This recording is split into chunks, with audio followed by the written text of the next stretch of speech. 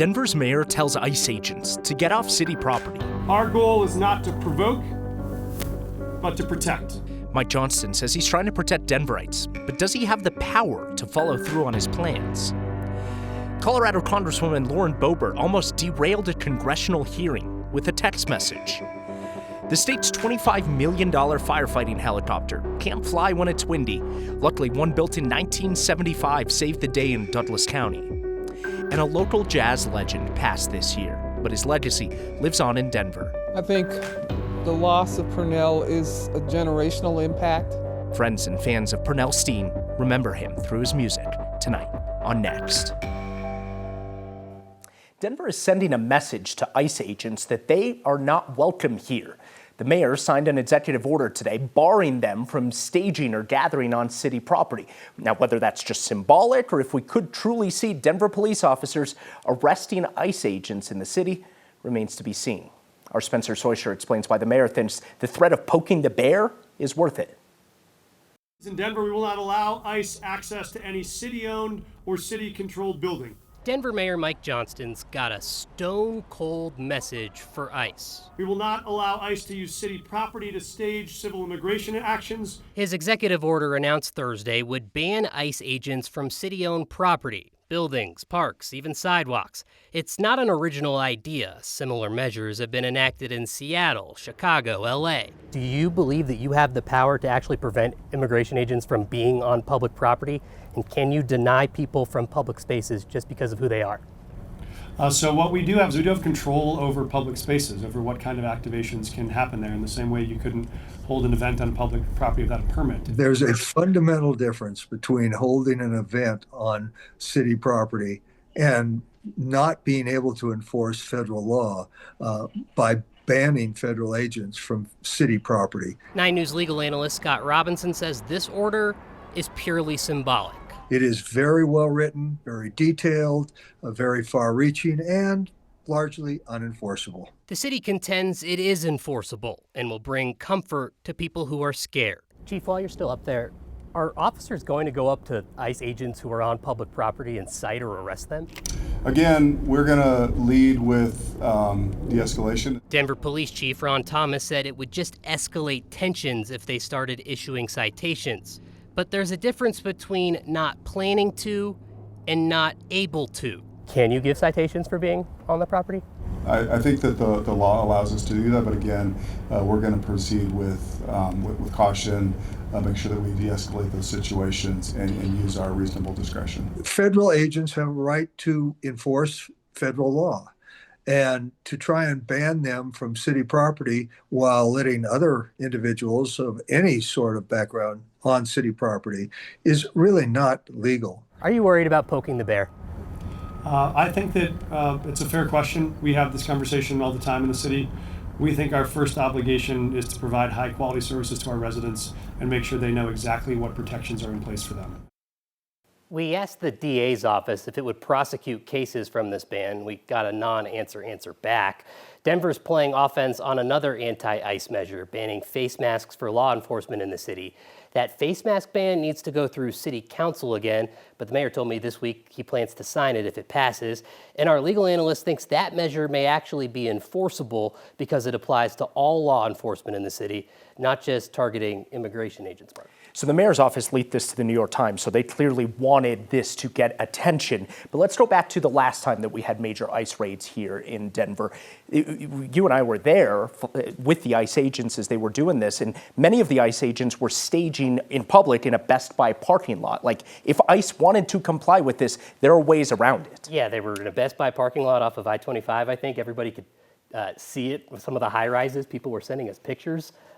There are definitely businesses that they could work with if they wanted to get around this. And again, is this enforceable? We'll see. We'll see. Spencer Soysher, appreciate your questions. Thank you.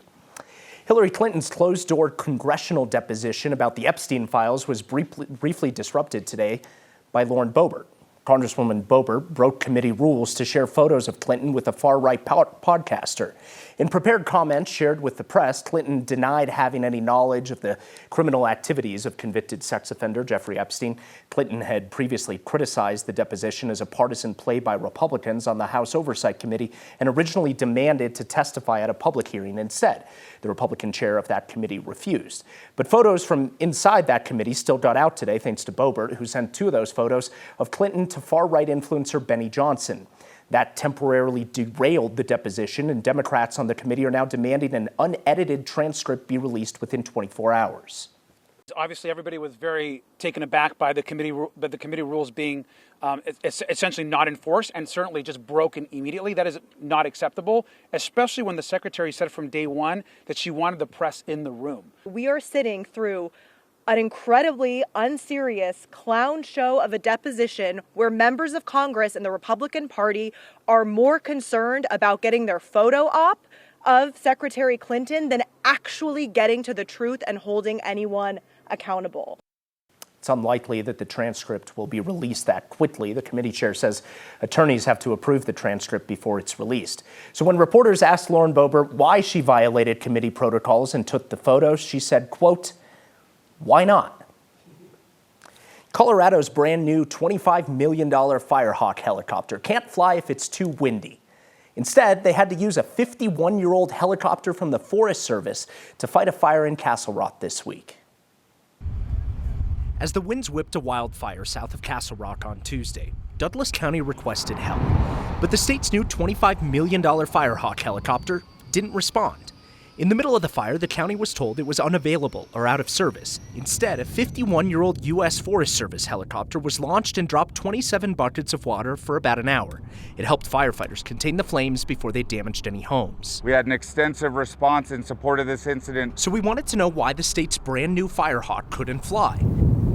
The state fire agency told us it was too windy at the airport the Firehawk was at for it to launch. But clearly it wasn't too windy for the Forest Service helicopter built in 1975. It's based here at Rocky Mountain Airport in Broomfield. So at this point, you're probably wondering, where's the Firehawk base that was so much windier? Well, it's also based here in Broomfield, less than 100 yards away from the other helicopter. The state told us the much older and much cheaper Forest Service helicopter can fly in higher winds than the state's new $25 million Firehawk. And that's becoming a bit of a pattern. The Firehawk was out of service for pre-planned maintenance in the middle of the busy summer fire season last year when the massive elk fire in northwest Colorado grew to one of the state's largest. As fires popped up across Colorado, the Firehawk sat on the ground back then as well, kind of like it did again today, when the Forest Service helicopter was dispatched to a fire in Golden Gate Canyon, while the Firehawk sat on the ground. Colorado's now spent about $50 million on 2 Firehawk helicopters. They promise they're extremely capable and useful and will pay for themselves, unless it's too windy. Days after Denver announced a moratorium on new data centers, Weld County is also slow-rolling development now. Environmental groups and consumer advocates have raised concerns that the centers will use way too much water, create pollution, and drive up energy bills in the area. Weld County commissioners are in the middle of drafting new rules for where data centers will be built. Right now, their proposal would allow data centers in industrial zones and sometimes in areas zoned for agriculture as well. The new zoning codes are necessary for the development of a larger global AI data center that's planned right now for a 500-acre plot in unincorporated Weld County. But commissioners announced today that they're pushing back a final vote on the rules until April, following concerns from residents in the area. The commissioners say they want to be thoughtful and transparent about the new regulations, but it's unlikely that they ban data center development altogether. County leaders see the centers as a major chance for economic development in that area. A powerful conservative advocacy group is now wading into the battle over redistricting Colorado's congressional maps. They're trying to add safeguards against a Democrat-backed effort to flip 3 Republican-held House seats in 2 years. A group that's calling itself Coloradans for a Level Playing Field wants to ask voters to temporarily bypass the independent redistricting process to drastically redraw Colorado's congressional maps in favor of Democrats, leaving just 1 safe Republican district in the state in 2028. Late last week, conservative advocacy group Advanced Colorado filed 6 potential ballot measures to fight the potential redistricting. If passed, those measures would require the state Supreme Court and an independent redistricting commission to approve any new maps, as well as prohibiting new maps from being drawn to favor one political party. The next 3 weeks are really critical and crucial for a group of investigators trying to minimize measles exposure in Colorado. Public health officials are now doing contact tracing to try and flag anyone who might have been exposed to a traveler who was at DIA this weekend and tested positive for measles. That person also visited a church in Littleton afterwards. Denver's health officials say they can use the flight logs to help figure out who was on the plane with that sick traveler, came from Miami. They'll also send out public notices to try and catch the attention of anyone else who may have been exposed in less trackable places. Investigators will be watching this case for weeks, though, because some people can develop symptoms up to 3 weeks after exposure. And with spring break coming up, could lead to a bad scenario. Travel is hard because measles occurs globally. People travel globally. People travel all the time. We've got spring break coming up here in the next few weeks. So I think, our biggest message that we try and push out to folks is just, know that you're protected. Take some steps before you travel.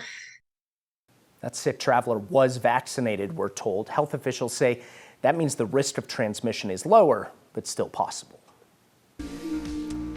A struggling chicken species has made a rebound in Colorado after years on the endangered list. Now the Trump administration is stripping it of federal protections. And a local jazz legend still looms large in 5 Points after years after his passing.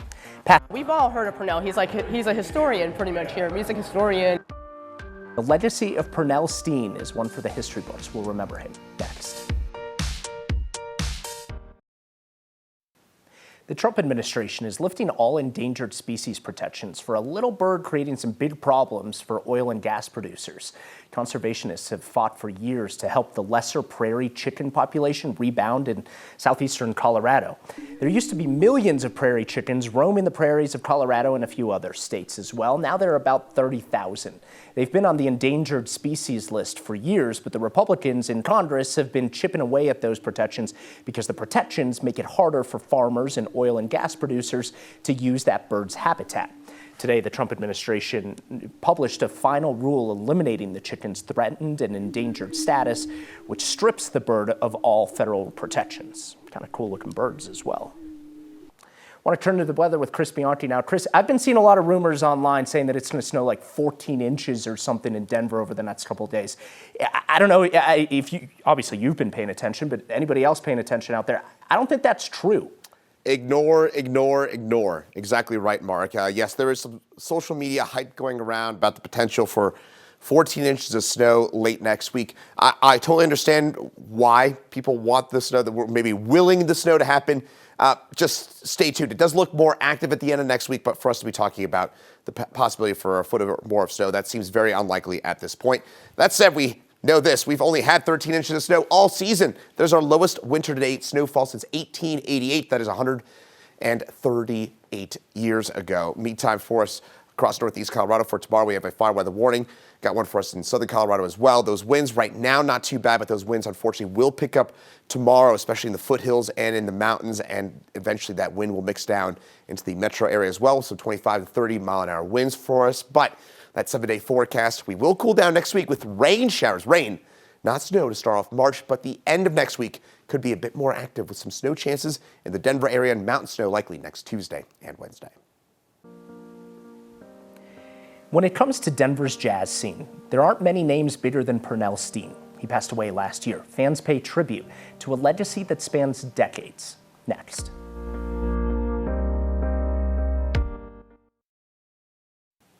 Last year, Denver lost an icon. Pernell Steen was a legend in Denver's jazz scene and a cornerstone of the African-American community.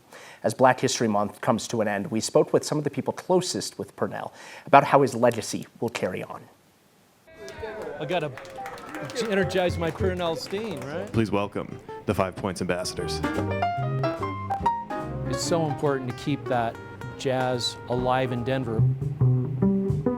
We are the quote-unquote new 5 Points ambassadors. We have a very loyal following, and we hope to keep this up after, Pernell's passing a few months ago. We need to mention our wonderful leader, Pernell Steen, whom we can't stop thinking about on a daily basis. Well, he was the leader, the pianist of our band, so it really caught all of us off guard and left a really big hole in our community, and especially the jazz community.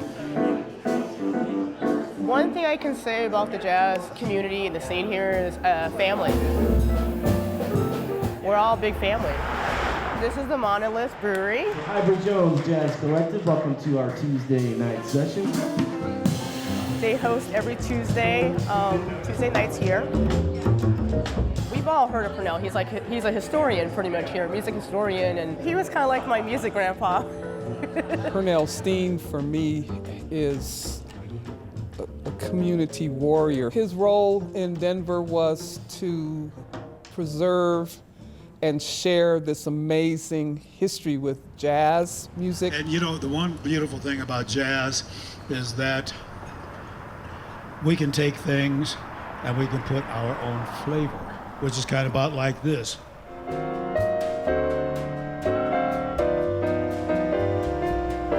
When he played the music, it filled up your spirit so that you had the courage to continue to go forward and make change.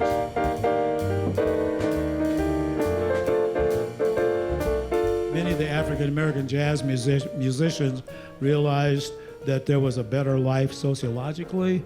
So people such as the legendary Sidney Bechet. I want to call him an angelic warrior because he was about civil rights.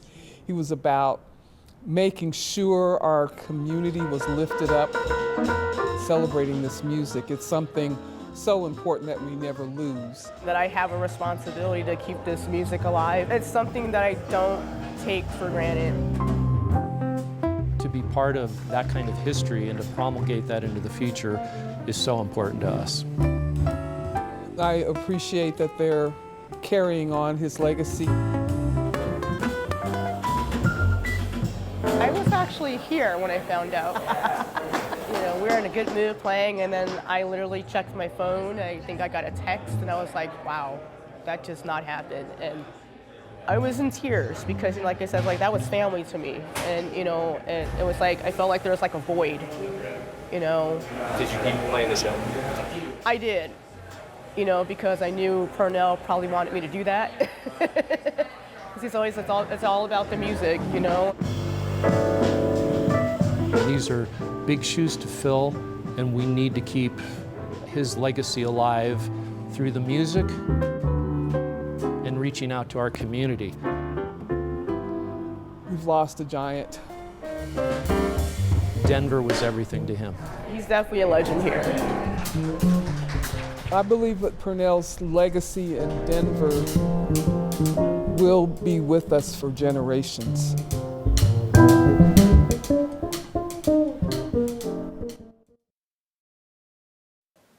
We got feedback tonight from everyone about our unfortunate addition to the 9 News website. Let's take a look at it here of what was posted earlier today. This was a post made by 9 News Denver there, as you see, on the mayor's press conference today. And it was a real conversation starter. Hundreds of you pointed out Johnston's rocking the Joe Dirt look today, thanks to a councilwoman standing just behind the mayor, making it look like he has a bit of a mullet there. Julie says, do I need glasses or is that a majestic mullet? No, Julie, you don't need glasses. That's real right there. And another commenter says, yeah, Prairie drove the Pontiac Firebird home as well. And this person got creative there. Yeah, just add a Bud Heavy and some aviators there. Mayor Johnston, if you want to try it out, might as well just grow out the hair a bit. See you next time.